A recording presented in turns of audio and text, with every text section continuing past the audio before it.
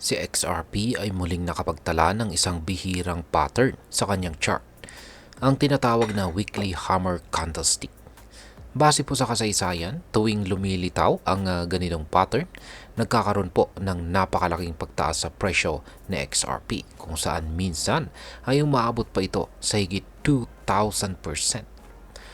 Ayan, ang siyang ating pag-uusapan sa video na ito. Pero bago po tayo magpatuloy, ay nais ko lamang po munang bigyang linaw ang aking disclaimer kung saan ang nilalaman po ng video na ito ay hindi po ito isang financial advice. For education and information purposes lamang po ang layunin nito. Umpisan po natin sa kung ano nga ba ang nangyari kay XRP at bakit po ito malaga. Yan, ayon po sa isang kilalang market analyst na si Ginong Steph, ito na ang pangatlong beses sa kasaysayan na nakakita tayo ng ganitong pattern kay XRP. Para sa mga hindi po pamilyar, ang hammer candle ay isang uri ng candlestick pattern kung saan makikita ang mahabang wick pababa at maliit na katawan sa taas. Ibig sabihin nito, nagkaroon ng matinding pagbagsak sa presyo, ngunit mabilis din itong bumawi. Nagpapakita na muling nabawi ng mga buyers ang control sa market. Yan, meron po tayong chart dito. Ayan. Yan po yung pinakauling candlestick ay yan po yung weekly hammer candle. Ayan, na tinutukoy rito ni Ginong Steph. Kaya, ayan, nangyari po ito kasabay ng malaking pagbagsak ng crypto market nitong nakaraang weekend. Si Bitcoin ay bumaba sa ilalim ng $100,000 dahilan upang mahila pababa ang ibang altcoins tulad po na XRP. Dahil dito ay bumagsak si XRP sa $1.76 nitong February 3 bago po ito mabilis na bumalik sa taas ng $2 na presyo.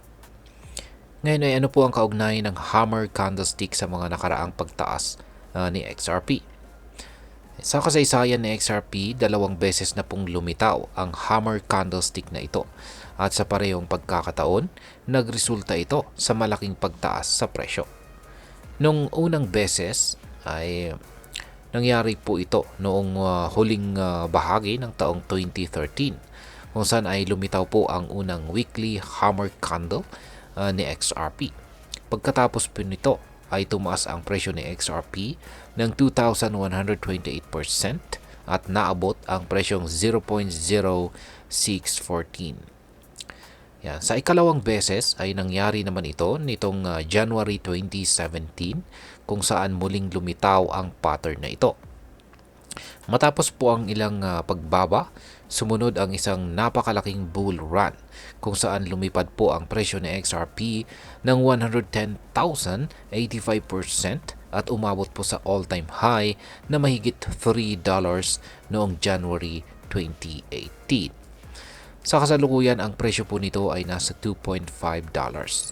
Kung susundan natin ang parehong pattern, maaring umabot sa XRP sa presyong $52.5 kung makakamit nito ang parehong 2,000% na pagtaas.